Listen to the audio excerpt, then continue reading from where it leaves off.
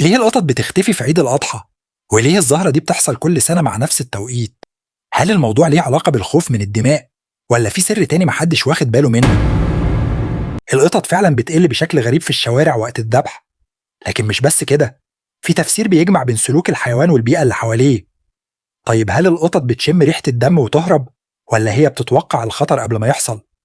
قبل ما أجاوبك، اضغط لايك واشترك في القناة عشان تستمتع بقصصنا في نص الليل.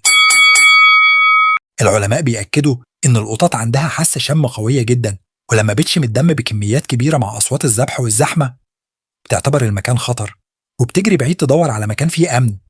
كمان القطط حيوانات حساسة جدا للأصوات العالية، وصوت الذبح مع الزحمة والضوضاء بيخليها تختفي لحد ما الجو يهدأ.